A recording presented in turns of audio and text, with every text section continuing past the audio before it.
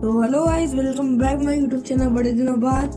तो आज हम बताने वाला हूँ मैं गाइस आपको टॉप 6 पोकेमॉन सैडेस्ट स्टोरी। तो गाइस हमने पोकेमॉन की बहुत सारे एनिमे देखा है, बहुत सारे अब तक उसके 8 से ज़्यादा जनरेशन आ चुकी है और वो 30 से भी ज़्यादा ऑलमोस्ट सीजन आ चुके हैं। और अभी अपकमिंग की बात चल रही है जिसको मैंने पिछली वीडियो में बात करी थी।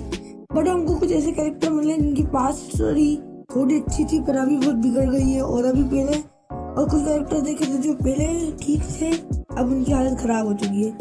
तो आज हम टॉप 6 कैरेक्टर्स के बारे में बात करने वाले हैं। तो वीडियो को एंड तक जरूर देखना ताकि आपको थोड़ी इन्फॉर्मेशन मिल सके। तो चलिए वीडियो स्टार्ट करते हैं। नंबर 6 पे आती है मिस्टी की स्टोरी। मिस्टी की स्टोरी हमने देखी थी कैंटो के रीजन में ही होगा यार, जोटो या कैंटो में देखी थी, इतना याद नहीं आ रहा मेरे को। तो गाइस मैं आपको बता दूं उसमें क्या हुआ था। जो मिस्टी थी वो सबसे छोटी बहन, आपको पता ही है।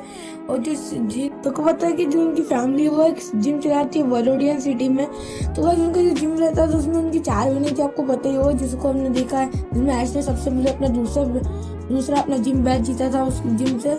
दूसरा या तीसरा जीता, मुझे इतना याद नहीं आ रहा, वापिस मैं भूल गया। हाँ, हमेशा भूल जाता हूँ।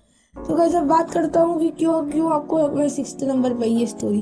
तो गाइस तो सबसे पहले जो मिस्टी थी, सबसे पहले तो उसको ज़्यादा उसको इम्पोर्टेंस नहीं दे पाते थे उसके पेरेंट्स जितना उनकी तीनों बहनों को मिलता था। क्योंकि जैसे कि उसको आपको पता होगा कि उसकी जितनी बहन थी उसको डॉल सेट मिल जाता था, बट उसको नॉर्मली नहीं मिल पाता था। इतनी सारी चीज़ें उसको बहुत ही कम मिलती थी जो बेसिक नीड रहती है। तो गाइस जो ये सब चीज़ें रहती है वो उसको बहुत कम मिलती थी, इसलिए वो एक बार घर छोड़ के चली गई थी, आपको पता है। और उसको फिर फिशिंग कर रही थी तो उसको ऐश मिला था, और बाकी की उनको स्टोरी पता है। आए कुछ इतनी सैड नहीं लग रही, बट ठीक है यार। तो मूव ऑन करते हैं नेक्स्ट स्टोरी पे, जो कि आती है ऐश के जंग की।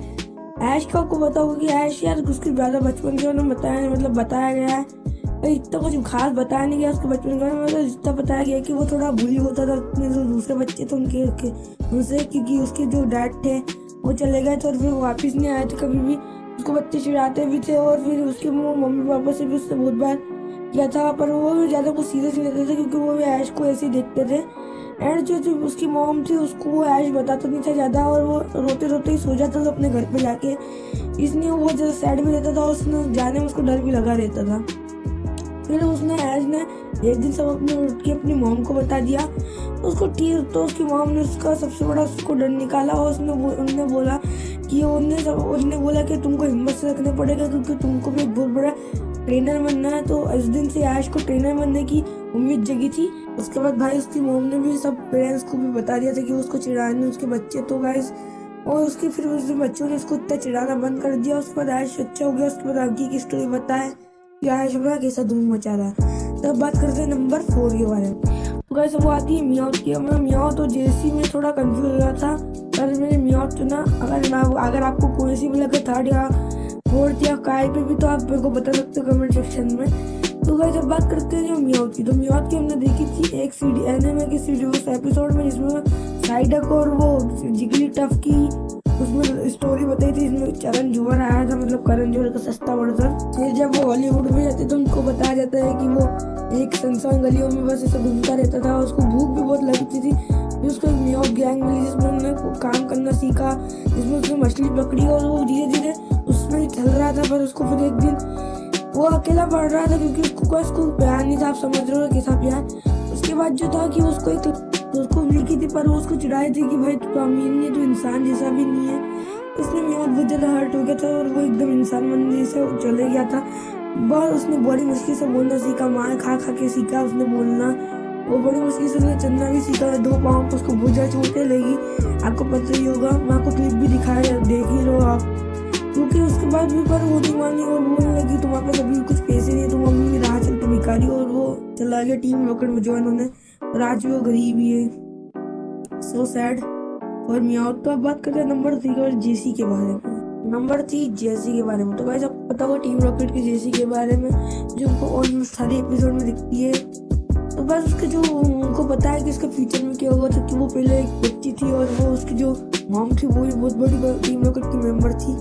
बट वो फिर एक मियो को पकड़ने गई और अब तक वापस कभी नहीं, उनको मियो को पकड़ने था। तो फिर उनके साथ बहुत बुरा हो सकता था क्योंकि उनको निकाला भी आ सकता है टीम रॉकेट से।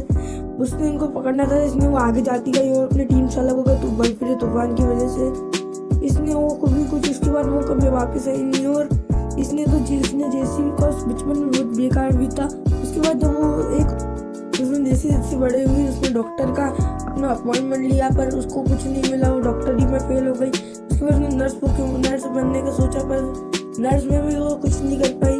उसको एक चेंज मिली थी उसकी पक्की दोस्त पर, वो भी पर उससे भी वो अलग हो गई। और फिर हमको पता है वो बाइसाइकिल ग्रुप में ज्वाइन हुए। उसके बाद अपने टीम रॉकेट में उसको वहाँ पे जेम्स और मियाउथ मिले, जिसके साथ आज तक वो बस वो करते रहते पोकेमॉन पकड़ने की कोशिश, पर आज तक भी पोकेमॉन नहीं पकड़ पाई। तो नंबर 2 पर था जेम्स। जेम्स को बहुत अमीर हुआ करता था, पर उसको कुछ ज़्यादा फ्रीडम नहीं थी, क्योंकि स्कूल में हमेशा बॉडीगार्ड आते थे। तो इसलिए जेम्स पे तो बहुत अमीर था, पर अब तो बिल्कुल अमीर नहीं है, आपको पता ही होगा। चलो उसकी बारे में बैक स्टोरी के बारे में बात करते हैं। तो जब वो 5 साल का था, तो बस उसको ज़्यादा फ्रीडम नहीं मिलती थी। और उसके पास एक पोकेमॉन था जो उसका था ग्राउलेट, जो उसका पहला पोकेमॉन था। और वो उसके दादा दादी के घर जाया करता था, जहाँ पर उसको थोड़ी बहुत फ्रीडम मिल जाती थी कि वो गाँव में खेलता था, बट उसको कुछ ज़्यादा फ्रीडम नहीं मिलती थी। उसके बाद ज़्यादातर बॉडीगार्ड ही घूमते रहते थे। और फिर उसको एक दिन वो मिली जेसी बेल, जो जेसी बेल उसका पीछा करने लगी, उसको परेशान करने लग गई। और उसको फिर जेम्स को बस कोई इंटरेस्ट नहीं था, पर उसके मम्मी पापा ने उसकी शादी तय करवा ली, क्योंकि उसके पापा भी बहुत पैसे वाले थे। इसने वो उस पर अपना हुक्म चलाने लगी कि तू ऐसे करो वैसे करो। इसने जेम्स परेशान होकर भाग गया उस घर से। और फिर वही बाइसाइकिल ग्रुप में ज्वाइन हुआ, और उसने भी वही टीम रॉकेट ज्वाइन कर ली बाद में। और फिर जेसी मियाउथ के साथ वो भी आजकल पकड़ने की कोशिश करता, पर कुछ पकड़ नहीं पाता। तो नंबर 1 पे आती है डेलिया केचम का। डेलिया केचम की स्टोरी बहुत ज़्यादा सैड है, सबसे ज़्यादा मेरे हिसाब से। तो जब वो छोटी सी, तो वो प्रोफेसर ओक के कैंप में आया करती थी। उनकी एक स्टूडेंट थी, जैसे जैसे बड़ी हुई तो वो उसने टीम रॉकेट के, तो जियोवानी जो उसका टीम रॉकेट का मेंबर है, उसके साथ उसका क्रश था, पर उसके साथ वो उसके प्रपोज भी करते जियोवानी, पर किसी रीजन की वजह से ना उनका कुछ हो पाया।